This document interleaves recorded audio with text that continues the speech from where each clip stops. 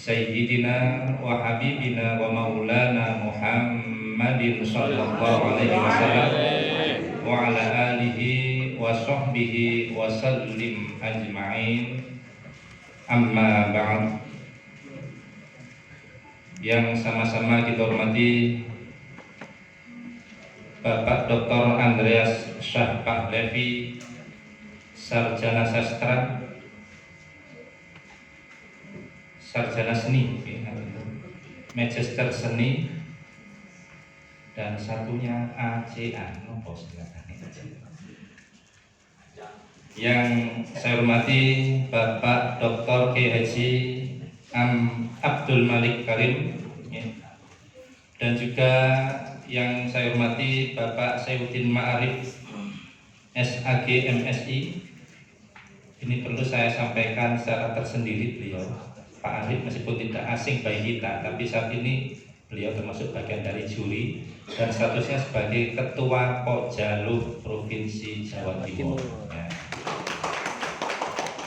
Yang saya hormati dan saya banggakan segenap para penyuluh agama Islam yang hadir di sini majelis ataupun yang nanti akan hadir, karena saya lihat ini kursi sudah ditata pas jumlahnya, tapi kok masih ada yang kosong, berarti masih ada yang belum hadir.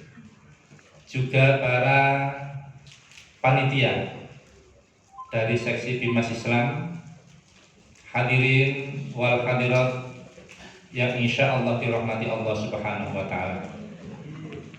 Alhamdulillah wa syukurillah pada kesempatan yang bahagia ini, atas limpahan nikmat karunia dari Allah Subhanahu wa Ta'ala, kita semuanya bisa berkumpul di sini majelis yang insya Allah penuh barokah di aula kantor Kementerian Agama Kabupaten Malang dalam acara penyuluh agama Islam Awad.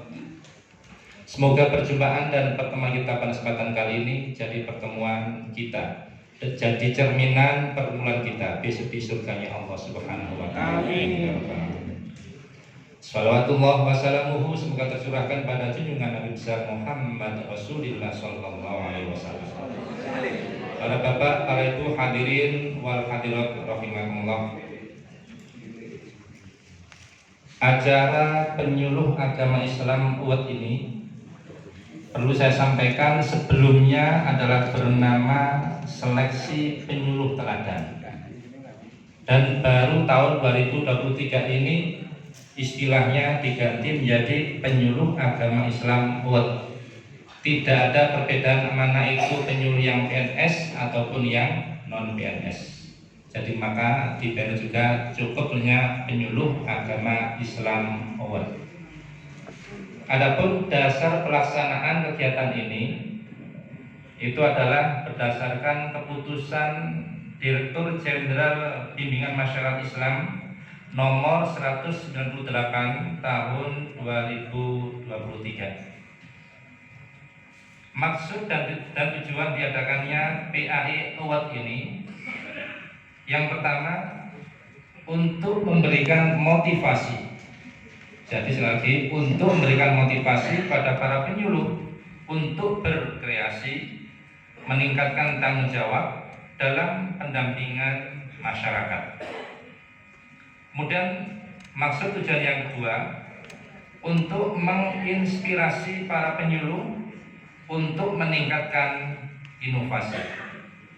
Makanya temanya di sini, tema kita yakni penyuluh agama Islam berinovasi untuk negeri. Karena kita ambil dari maksud dan tujuan daripada PAI Award pada tahun 2023 ini, yakni untuk menginspirasi para penyuluh untuk meningkatkan inovasi. Dan yang ketiga, maksud dan tujuan untuk memberi penghargaan atas capaian penyuluh dan manfaat dari kiprahnya bagi masyarakat. Jadi akan diberi penghargaan. Tapi penghargaan di setiap jenjang berbeda-beda. Mungkin untuk yang penghargaan di jenjang di sini tingkat awal, di tingkat kabupaten, mungkin ya uang pembinaan sesuai dengan aturan yang ada dan semampu di Kabupaten. Mungkin untuk di tingkat berikutnya di Jawa Timur mungkin ada penghargaan lain yang mungkin di sana juga telah disiapkan. Dan juga tentunya di tingkat nasional juga sudah akan disiapkan penghargaan bagi para penyuluh yang akan mendapatkan penyuluh agama Islam award. Harapannya ya, akan saya beri masukan, harapannya bagi para penyuluh award yang mendapatkan nominasi itu bisa diberangkatkan haji, itu harapannya. Haji yang juga langsung berangkat tahun depan, jangan haji terus mau porsinya sekitar 35 tahun. Jadi harapannya ya diberangkatkan haji terus tahun depan, itu harapannya ya. Akan saya usulkan semacam itu ya. Semoga dikabulkan Allah Subhanahu Wa Taala. Amin ya rabbal alamin. Adapun dalam PAI Award ini ada 3 hal penilaian yang paling mendasar ya. Yang pertama, presentasi karya tulis ilmiah. Terus yang kedua, presentasi video aktivitas. Yang ketiga, portofolio atau laporan tusi selama 2 tahun terakhir. Dan yang terakhir, yang keempat, wawancara.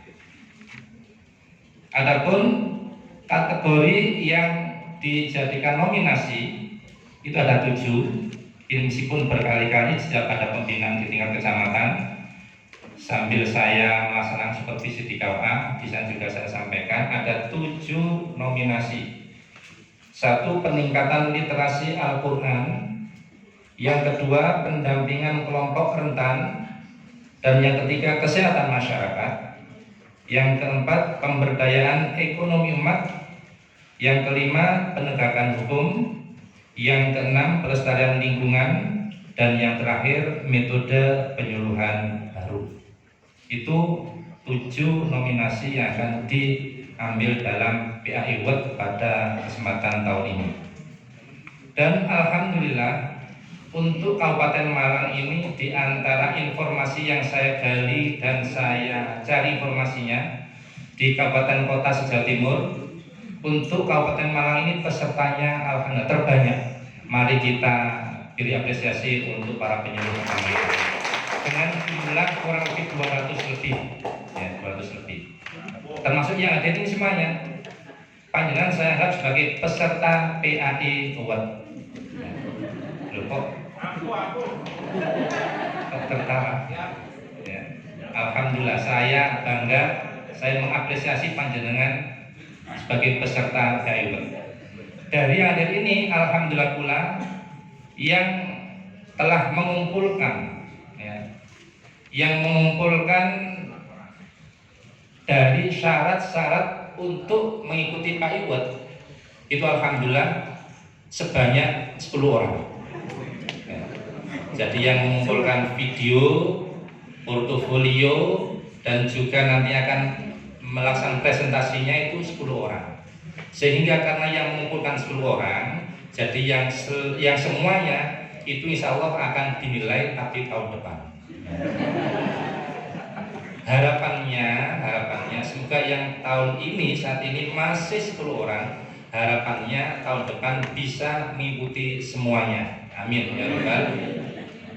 200 swidak sudah ada yang mundurkan diri kan ya, 283 ya. Itu kalau ikut semuanya, semoga yang tahun nasional 7 sudah bagus semuanya ya. Ketua gak semangat gitu ya. Jadi ini harapannya tahun depan semoga bisa lebih maksimal lagi. Maka dari itu ini senyampang semacam itu tujuannya. Jadi selain nanti ada penilaian dan penjurian PAI Award, maka kepada Bapak Dewan Juri mohon dengan hormat nanti setelahnya ada penilaian pada Bapak Dr. Andreas dan juga Bapak Haji Angka, mohon nanti pernah ada waktu untuk menyampaikan berbagi ilmu panjenengan untuk disampaikan kepada para penyuluh kita, penyuluh kami untuk jadikan bekal dalam berdakwah di tengah-tengah masyarakat. Ya, jadi itu. Selanjutnya perlu kami sampaikan, ini tadi masih sebatas laporan selaku Kepala Seksi Bimas.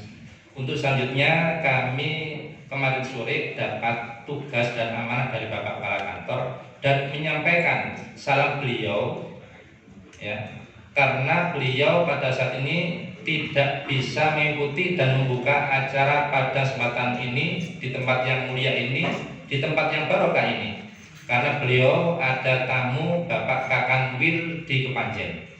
Sehingga ini tadi semua pejabat mulai dari Bapak Kepala Kantor, Bapak Kasubag dan Kasih Penyelenggara itu semuanya kumpul di sana. Kecuali Kasih Bimas disuruh tetap diam diri di kantor karena ada pelaksanaan giat PAI buat ini.